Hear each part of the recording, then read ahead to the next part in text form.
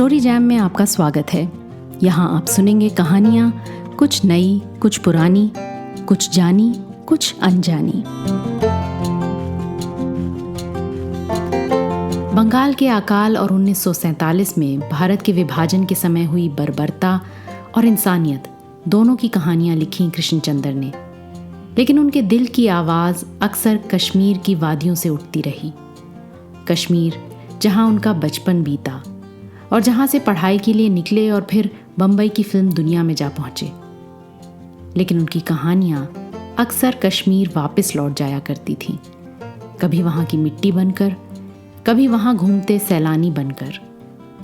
आज ऐसी ही एक कहानी, खिड़कियाँ।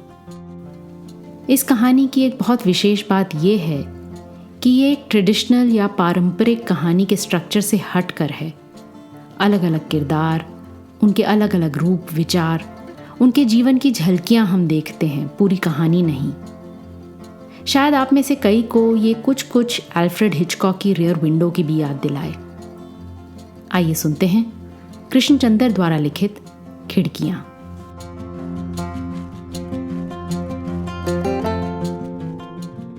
अचानक चांद झील की सतह पर कमल के फूल की तरह खिल गया और ग्रैंड होटल की सारी खिड़कियां जो किनारे की तरफ खुलती थीं, एक एक करके खुलने लगी और उनकी चौखटों से तरह तरह के पर्यटकों के चेहरे बाहर झांकने लगे। पूरे चांद की रात थी, इसलिए पूरा दृश्य दूधिया चांदनी में धुल गया था। दूर तक पहाड़ों के फैले हुए सिलसिले किसी स्वप्निल मौन में खोए हुए मालूम होते थे।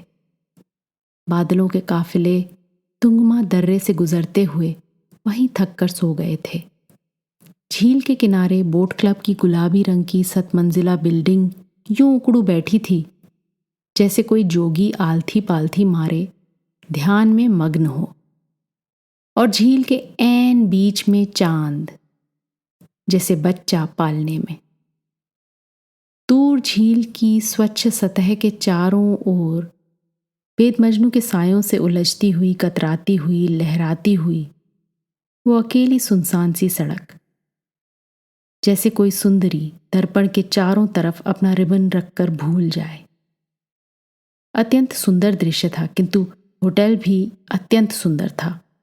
किनारे की तरफ खुलती हुई खिड़कियों के फ्रेम मोतिया रंग के थे। उनके अंदर दोहरे पर्दे झिलमिला रहे थे।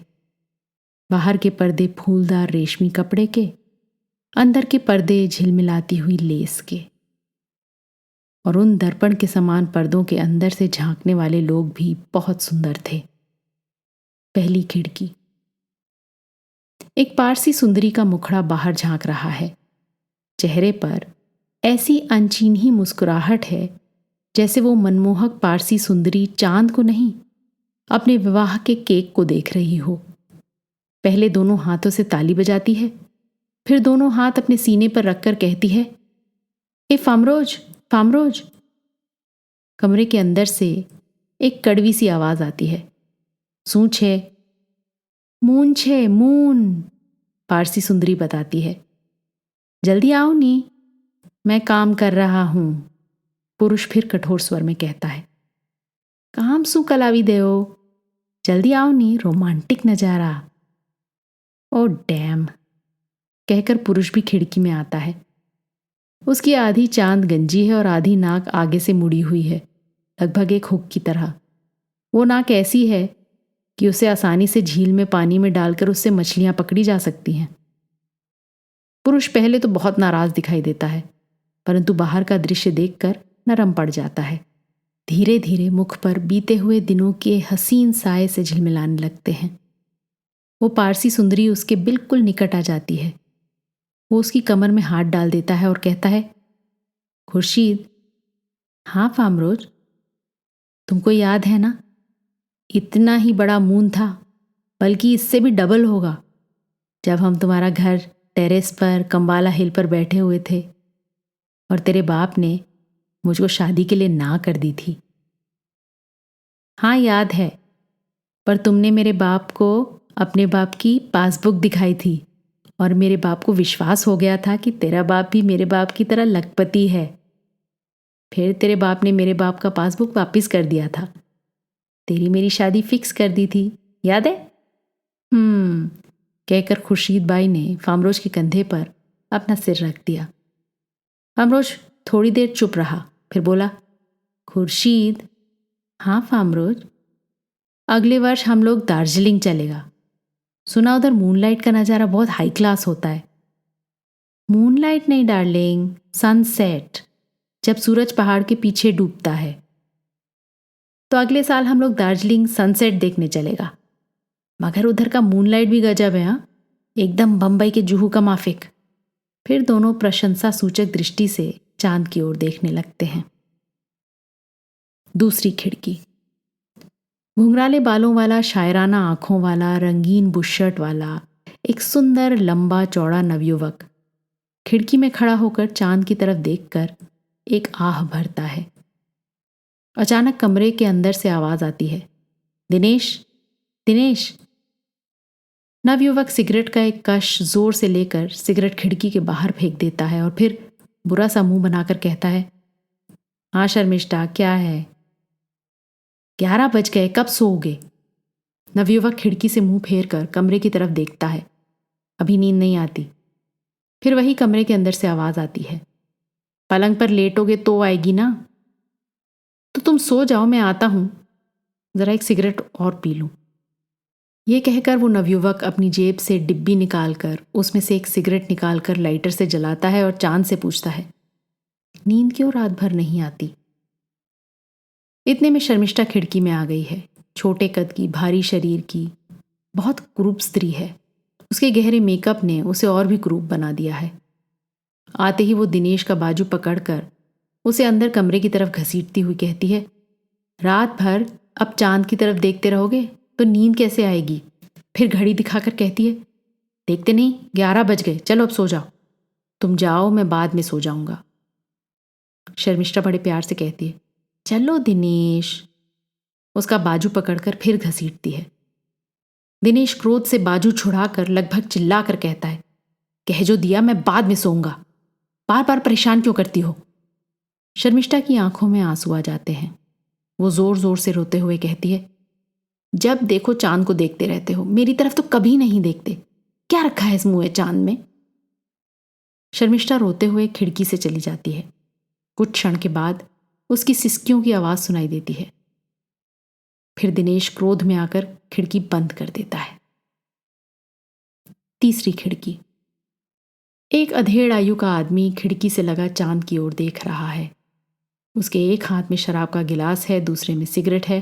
कभी एक कश लेता है, कभी एक घूंट पीता है, कभी चांद की तरफ बड़ी बेचैन निगाहों से देखता है, फिर घबरा कर अपनी घड़ी की तरफ देखने लगता है, फिर खिड़की से कमरे के अंदर चला जाता है। खिड़की कुछ क्षणों के लिए खाली हो जाती है। इतने में कमरे से घंटी बजने की तेज आवाज आती है। फिर वही अधेड़ आयु का आदमी खिड़की में आ जाता है और तेजी से शराब के 2-3 घूंट और सिगरेट के 2-3 कश जल्दी जल्दी से लगाता है। मालूम होता है उसकी बेचैनी क्षण प्रति क्षण बढ़ रही है। इतने में खिड़की में उसके समीप होटल का बैरा प्रकट होता है। Yes sir. अरे अभी तक वो नहीं आई? बस आती ही होगी। कब आएगी? उसने बोला था 11 बजे के बाद आएगी। ठीक ठीक बताओ, तुम खुद गए थे उसको लेने के लिए? हुजूर, जो ठीक ठीक पूछते हो तो मैं नहीं गया था, क्योंकि मुझको मैनेजर साहब ने काफिर हिल वाली मेम साहब के बंगले पर भेज दिया था, इसलिए मैं 11 नंबर के बैरे को बोल के गया था। वो क्या बोलता है? वो बोलता है साहब कि उसको 18 नंबर की मेम साहब के लिए टेलीग्राम देने के लिए पोस्ट ऑफिस भेज दिया गया था, इसलिए वो जाते जाते 9 नंबर वाले बैरे को कह गया था। तो 9 नंबर का बैरा किधर है? उसको बुलाओ इधर। 9 नंबर का बैरा अपने घर गया सर। फिर वो मुझको बोल गया कि वो उसको बोलने के लिए गया था मगर वो घर पर नहीं था, तो वो अपने घर पर किसी को बोल के आया कि उधर 11 बजे आ जाओ, और वो बोले कि हम उसको बोल देगा कि तुम बोलता है कि साहब ने बोला है कि शट अप। जी हजूर। Get out. Yes sir. बैरा जल्दी से खिड़की से गायब हो जाता है। अधेड़ आयु का आदमी चांद की तरफ देखते हुए शराब का गिलास खाली कर देता है और खिड़की से मुड़ते हुए कहता है, हेल, ऐसी खूबसूरत चांदनी रात गारत हो गई, ब्लडी स्वाइन। चौथी खिड़की। खिड़की के एक पट पर एक नवयुवक बहुत ही सुंदर पोज बनाए खड़ा है। उसके बिल्कुल सामने एक परी सी सुंदर लड़की तंग और चुस्त सलवार कमीज पहने इस तरह खड़ी है जैसे वो कैमरे के सामने हो। लड़की प्रसिद्ध हीरोइन चांद बाला है। लड़का प्रसिद्ध हीरो सुखदेव राज है। लड़का प्यार से चांद बाला को मरजानी कहकर पुकारता है। लड़की हीरो को लाड से टिच्चू कहती है। हीरो कहता है, मरजानी। हीरोइन जवाब देती है, टिच्चू। हीरो कहता है, वो चांद तुमसे अधिक सुंदर नहीं है। तो हीरोइन जवाब देती है, पर तुम चांद से अधिक सुंदर हो। हीरो हंस पड़ता है और पोज बदलता है, फिर कहता है, ये किस फिल्म के डायलॉग थे? हीरोइन बोली, भूल गए? मैं मर गई सैया, उसके डायलॉग थे। बड़े प्यार से डायलॉग लिखे थे सैलाब लखनवी ने। सैलाब लखनवी नहीं, साहब लखनवी ने। हाँ हाँ, अच्छा अच्छा। हीरोइन बड़े प्यार से अच्छा कहकर पोज बदलती है। हीरोइन के पोज बदलने से हीरो भी पोज बदल लेता है। कहता है, मरजानी। हाँ टिच्चू। देखो, एक चांद आसमान पर है, एक झील में है, एक मेरी खिड़की में है। हीरोइन जवाब देती है, एक मेरी आंख में है, एक मेरे दिल में है, एक मेरी रूह में है। हीरो दोनों बाजुएं फैलाकर कहता है, आओ इस चांदनी रात में कहीं खो जाएं, दीनों दुनिया से बेखबर सो जाएं, सच्चे प्रेम के साबुन से झूठी मोहब्बत के इल्जाम को धो जाएं। हीरोइन, ये मोहब्बत है कि किसी साबुन कंपनी का विज्ञापन है? हीरो हंसकर स्वर बदलकर कहता है, बिल्कुल ठीक कहा तुमने, ये साबुन कंपनी वालों ही की फिल्म के डायलॉग थे। कमबख्त ऐसे जबान पर चढ़ गए हैं कि असली सिचुएशन पर भी नकली डायलॉग जबान पर आ जाते हैं। हीरो खिड़की से जरा हीरोइन की तरफ झुकता है और आंखों में और स्वर में एक विशेष रंग पैदा करते हुए कहता है, मरजानी। हीरोइन भी हीरो के समीप उतनी ही झुकती है और सीने पर हाथ रखकर धीरे से कहती है, टिच्चू, मेरे टिच्चू। इतने में कमरे के बाहर से दरवाजे पर दस्तक की आवाज सुनाई देती है और कोई भारी स्त्री का स्वर कहता है, चांदबाला, चांदबाला, अरे तू 2 मिनट के लिए यहां आई थी? हीरोइन घबरा कर कहती है, माता जी बुला रही हैं, मैं जाती हूं। आई माता जी। एक हवाई चुंबन उड़ाते हुए चली जाती है। खिड़की में हीरो अकेला खड़ा है। चांद को देखकर एक नया पोज देता है और मुस्कुराता है। 5वीं खिड़की। 2 आदमी नाइट गाउन पहने खिड़की की तरफ पीठ किए एक दूसरे से बातों में व्यस्त हैं। एक के हाथ में फाइल है और दूसरे के हाथ में कुछ कागज हैं। ओए खन्ना, मैं कहता हूं, तू चीफ सेक्रेटरी को पटा ले तो 50 लाख से कम का प्रॉफिट नहीं होगा। सरदार जी, मैं चीफ सेक्रेटरी को पटा लूंगा। ओ छोड़ यार, पहले भी तू यही कह रहा था। खामखा मैंने 10,000 रुपये गुल कर दिए और काम भी नहीं बना। मगर अब की कहता हूँ सरदार जी, तू देखता जा मैं कैसे चीफ सेक्रेटरी को पटाता हूँ। जरा सा घूमकर खिड़की के बाहर एक दृष्टि डालकर कहता है, सरदारा सिंह, आज तो फुल मून है। सरदार सिंह चांद की तरफ एक सरसरी निगाह डालकर फिर पीठ मोड़ लेता है और कहता है, ओ छड़ पुत्र मूंदा, ध्यान कर आटे नूंदा। अगर तू चीफ सेक्रेटरी को पटा ले तो इस सौदे में 50 लाख का प्रॉफिट है और मैं तुझको तेरे कमीशन के अलावा 15% पार्टनरशिप दूंगा। अब ये देख और हिसाब कर कि अगर फुल प्लांट गवर्नमेंट मंजूर कर दे तो।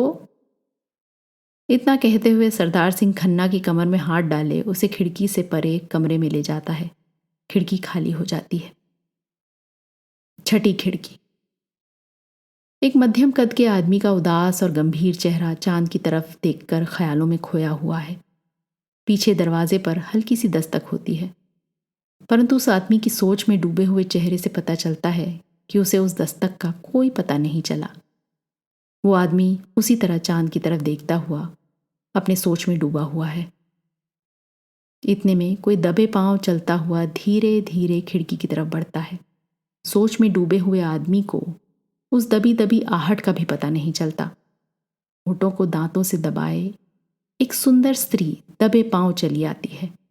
उसने घुड़सवारी का लिबास पहन रखा है, खुले कॉलर वाली कमीज, जोधपुरी, हाथ में एक छोटा सा चाबुक। खिड़की के पास आकर वो पुरुष के मुख की तरफ ध्यान से देखती है, जो सोच में डूबा हुआ है। उसे देखकर आप ही आप मुस्कुराती है। वो आदमी चौंक जाता है और उस स्त्री के ओर घूमे बिना एक हाथ से उसके बालों में उंगलियां फेरने लगता है। स्त्री कहती है, चांदनी रात में घोड़े की सवारी का बहुत आनंद आया है। काश तुम भी चल सकते। जब जोड़ों का दर्द जाता रहेगा तो मैं भी चला करूंगा। स्त्री कहती है, उफ, मुझे तो फिर से भूख लगी है। घुड़सवारी के बाद बेहद भूख लगती है। क्या खाऊं? टिफिन कैरियर में कुछ चिकन सैंडविच रखे हैं, वो खा लो। वो स्त्री खिड़की से कुछ क्षणों के लिए गायब हो जाती है। जब वो आती है तो चिकन सैंडविच खाते हुए आती है और खाते खाते ही पूछती है, तुम क्या करते रहे? मैं चांद को देखता रहा और तुम्हारी प्रतीक्षा करता रहा। झूठ बोलते हो, तुम तो किसी सोच में डूबे हुए थे। समीप आकर शोखी से कहती है, किसकी याद सता रही थी? तुम्हारी। तुम्हारे होते हुए इस सुंदर चांदनी में भला किसी और की याद आ सकती है? स्त्री खुशी से आहा भरकर कहने लगी, हाँ, ये चांद बहुत सुंदर है। इसने जिंदगी के हर गम पर हमारे प्यार का रास्ता बताया। इसने हमारी आहें भी सुनी हैं, हमारे आंसू भी देखे हैं, हमारी चाहत भी महसूस की है। एक एक करके याद करो ये सुंदर चांदनी रातें। हाय, मुझसे कोई सारी दुनिया ले ले, मेरा चांद मुझे दे दे। पुरुष कहता है, एक दिन वो भी आएगा। इंसान ने सितारों पर कमत फेंकी है, चांद सबसे पहले हमारे जाल में आएगा। स्त्री बोली, हाय, मेरा जी चाहता है मैं स्पुतनिक पर बैठकर सबसे पहले चांद में जाऊं। खिड़की के नीचे से अचानक एक आवाज उठती है, एक रोटी दे दो, सुबह से भूखी हूं। मेम साहब की जोड़ी सलामत रहे, एक रोटी दे दो। पुरुष और स्त्री दोनों घबराकर खिड़की के नीचे देखते हैं तो उनकी खिड़की के बिल्कुल नीचे भूरी बजरी के फर्श पर फटे पुराने चीथड़े पहने 8-9 वर्ष की आयु की एक लड़की खड़ी है। दुबला पतला सा भूखा चेहरा, भूखे होंठ, भूखी निगाहें, पतली पतली बाहें फैला ऊपर देख रही है। एक रोटी मेम साहब। वो स्त्री जो सैंडविच खा रही है अपने बाएं हाथ में पकड़े हुए एक सैंडविच को देखती है। अचानक पुरुष उसे रोक देता है। नीचे देखकर जरा ऊंची आवाज में पूछता है, चंदा मामा लोगी? रोटी बाबूजी। देख, तेरे चंदा मामा कितने सुंदर हैं, पता चांद में जाएगी? रोटी बाबूजी। बेसमझ बूझे उस लड़की ने सैंडविच की तरफ देखकर रट लगा रखी थी। क्या करते हो? उस गरीब बच्ची को क्यों तंग कर रहे हो? वो स्त्री जरा क्रोध से बोली और उसने अपना सैंडविच नीचे गरीब भिकारन की झोली में गिरा दिया। सैंडविच लेकर वो भिकारन फौरन वहां से भाग गई। अब वो तेजी से सैंडविच खाती जा रही थी और भागती जा रही थी और पीछे मुड़ मुड़ कर देखती जा रही थी, जैसे उसके पीछे कोई पीछा करता हुआ उसका सैंडविच छीनने आ रहा हो। स्त्री के नेत्रों में आंसू आ गए। पुरुष ने कहा, जो लोग ऊपर की मंजिल में रहते हैं वो लोग जरूर चांद में जाएं और चांद को प्राप्त कर लें। चांद पर जाना अच्छा है और मानवता के लिए बहुत लाभकारी भी है, परंतु वो लोग जो निचली मंजिल में रहते हैं, उन करोड़ों इंसानों को तो अभी तक वो चांद भी नहीं मिला जो आध पाव गीले आटे से तैयार होता है और दिन रात के परिश्रम से उतरता है। आसमान के ऊपर शून्यों में घूमने वालों, एक नज़र धरती की ओर भी देखो और देखो कि किस मुसीबत से इंसान अभी तक उस नन्हे से स्पुतनिक को ढूंढ रहा है जिसका नाम रोटी है। ये तुम्हारी फिलॉसफी की क्लास नहीं है। तुम यहाँ हिल स्टेशन पर आराम करने आए हो। उस स्त्री ने अपने आंसू पोंछते हुए बड़े गर्व और प्यार से अपने पति की ओर देखा और उसका हाथ पकड़कर बोली, चलो अब आराम करो, बहुत रात बीत गई है।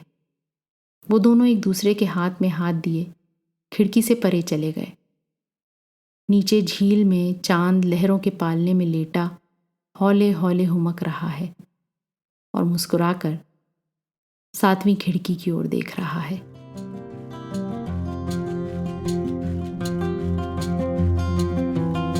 आज की कहानी आपको कैसी लगी अपने कमेंट्स ज़रूर लिखिएगा।